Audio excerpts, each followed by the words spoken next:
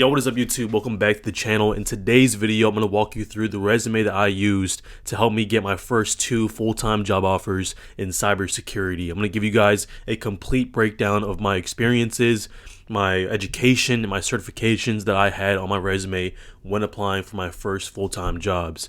With that being said, if you also find any value throughout this entire video, please drop me a like. It really helps out my channel and the YouTube algorithm. And also, if you're new to the channel, my name is Ben, and I'll make videos about my journey throughout my career in cybersecurity. So if you're interested in that, please go ahead and subscribe. We're on our way to 50,000 subscribers. Alright, you guys, so welcome to the inside of my computer.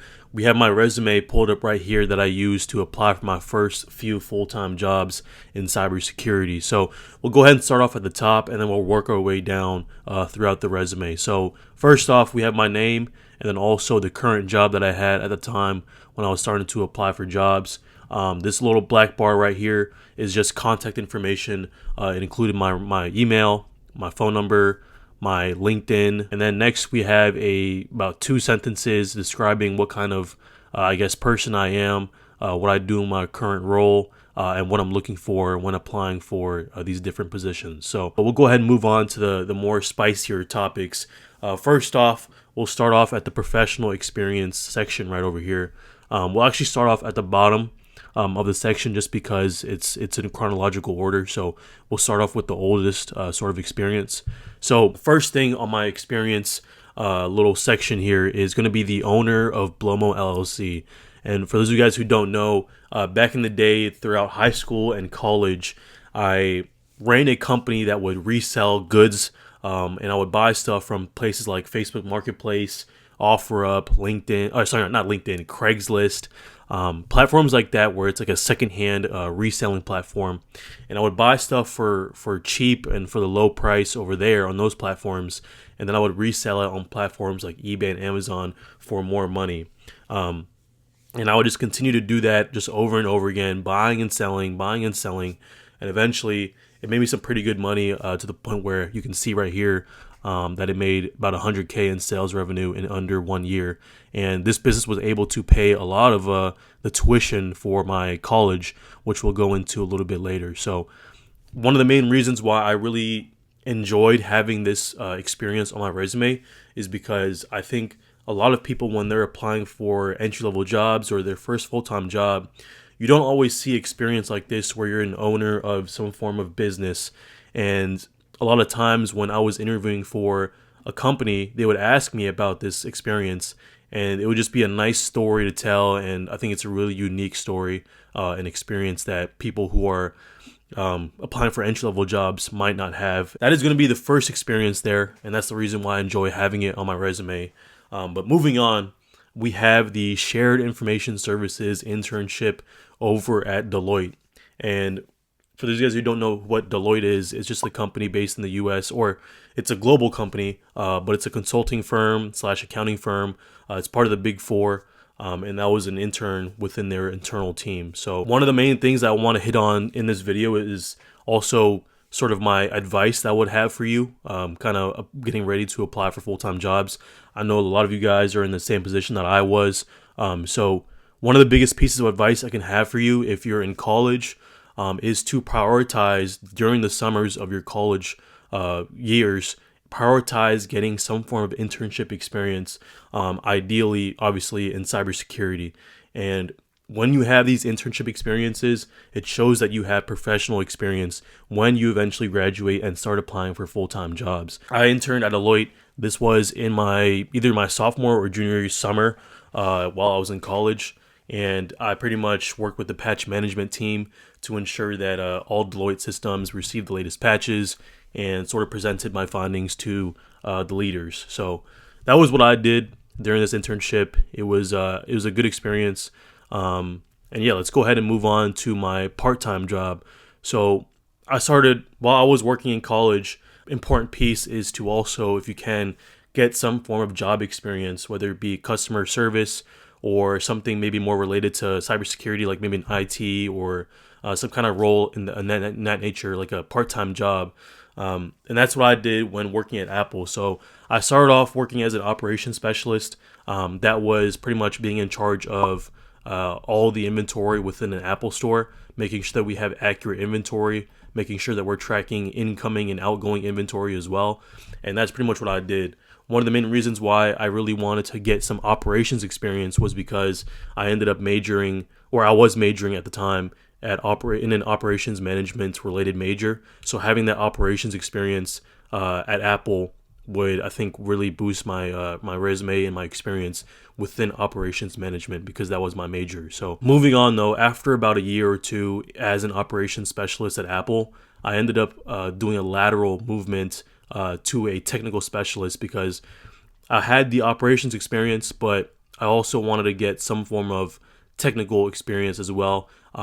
One of the main things that I prioritized throughout my time in college is getting experience that would really relate to my major, because I think it would look really good once it was time to graduate and apply for jobs, is having experience that aligns with your major and aligns with the roles that you're applying to. I eventually got the technical specialist role, and this was more customer facing. This was actually taking appointments, consulting, things of that nature. People would come in with broken phones, and I would pretty much give them their options of what they can do. So moving on from there, after about a year in this role, I eventually got a promotion and I became a technical expert. Only difference between that role and the specialist role is that the technical expert is doing a form of mentorship to the specialists. Also, they're actually conducting iPhone repairs.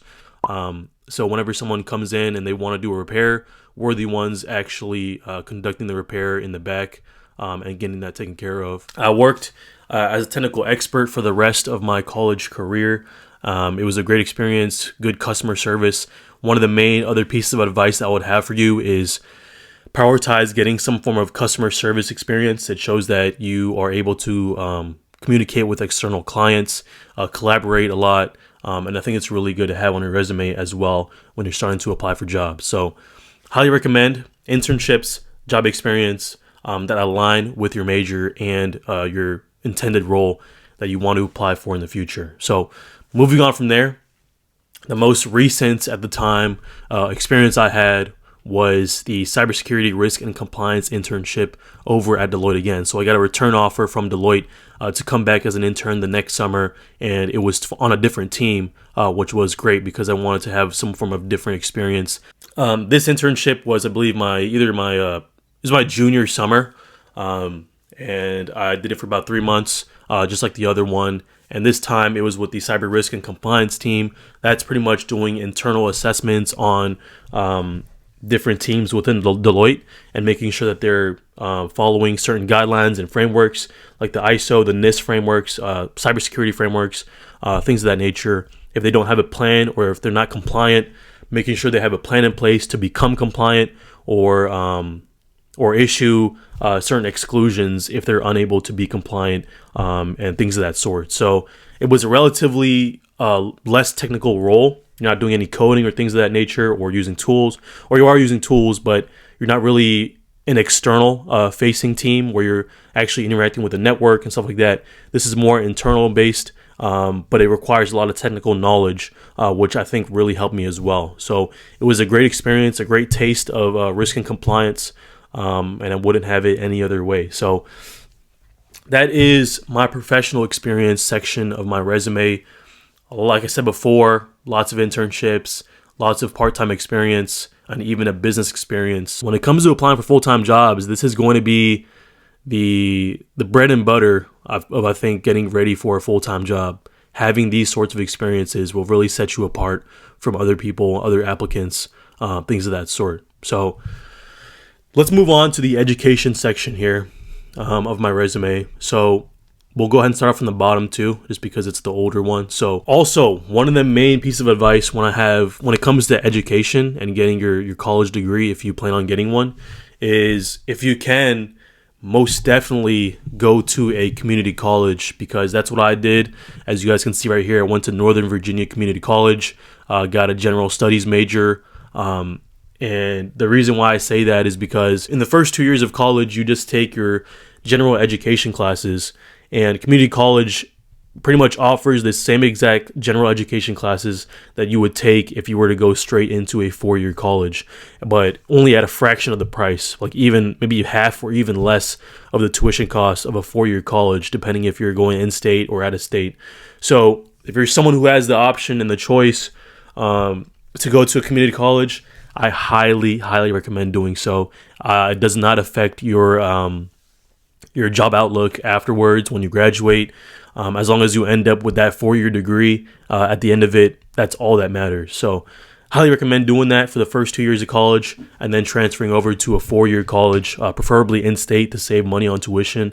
That's what I did. I ended up going to community college and also lived at home, and then moved on to the 4-year college and transferred. And then I was also living at home as well. So I was paying in-state tuition and not paying any room and board fees as well. I went the cheapest route I could do, and I think it really pays off in the long run. So trying to minimize the amount of debt that you graduate is going to be huge, just for long-term goals and financial goals and stuff like that. But it's up to you guys. That's what I recommend, though, in terms of education. So I got my Associate of Science in General Studies. And then after 2 years, transferred to George Mason University. My major was Information Systems and Operations Management. That's going to be actually a business degree, but it's like a mix of business and IT. I think it's a really versatile degree. You can go consulting, you can go business analyst, you can go IT, even cybersecurity like I did. So for someone who's in college and wants to decide on a major, maybe consider doing information systems and operations management. It might be called something different at your university. So just do some research and check it out. I highly recommend it. It worked out for me. The one regret that I do have within my experience in university is not joining a form of cybersecurity club. If you're in college right now, I would highly, highly recommend going into some form of club so that you can network, learn more about cybersecurity, find different hobbies within cybersecurity, and find the joy in the community within cybersecurity. That's the one regret that I do have when I was still in university, is not joining a cybersecurity club, whether it be a pen test club, CTF club, cybersecurity club in general. Highly recommend joining one of those and getting that experience. So moving on, we'll go to the certificate section. One thing I want to say about the certificate section is when I was applying for full-time jobs, I didn't have any really certifications besides one. The first one that I have, or the only one that I had at the time when I was applying for jobs, is the Google IT Support Professional Certificate. That's one that I highly recommend everyone gets, especially if they're just starting off in technology or cybersecurity. And these are just other modules within that certification as well, or certificate.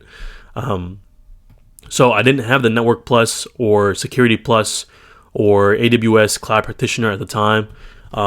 One piece of advice I would have within the certificates is if you don't have a lot of experience, professional experience up here, or if you don't have obviously a college degree, you'd have to get for sure some form of certification. So this could be the Security Plus. I think my biggest piece of advice would probably be getting a Security Plus, and then also paired up with some form of cloud certification, like an AWS Cloud Practitioner or a Microsoft AZ900 for Azure. Those are sort of entry-level cloud certifications. So my regret in this case would be not getting the Security Plus, and then also not getting a cloud certification, because if I did get those two certifications, maybe I might have had even more opportunities and more job offers. Moving on to skills, I just had a lot of different skills that I learned while working at Apple and in my free time and things of that sort. Not a big deal in this case, but if you do have sort of the technical knowledge, you should probably put that some kind of languages and things of that sort, different tools that you've used in the past. One thing that I've mainly focused on as well throughout my resume is to include different, maybe like a language or, not a language, but like a programming language or a querying language, or tools that you've used in the past in your other experiences, like ServiceNow, Excel, SQL, just naming those tools that you've used in the past throughout your resume and description is also a pretty important deal, especially with the keywords and things of that sort when it comes to resumes. So that is pretty much going to be my resume that I use to apply for my first full-time jobs in cybersecurity. I hope this video provided you with a lot of value, and maybe you're going to add or take out a few things within your resume.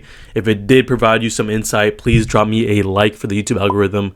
It really helps support the channel. And also, if you're new and you like videos like this, go ahead and subscribe and join the family. We're on our way to 50,000 subscribers. Thank you guys so much for the support in the past year or so. It's been really good to see from my end, and I really enjoy making these videos for you all because it seems like you're getting a lot of value from them. So I'm going to continue making these for you guys. Thank you guys so much for watching this video, and I'll catch you guys in the next one. Peace.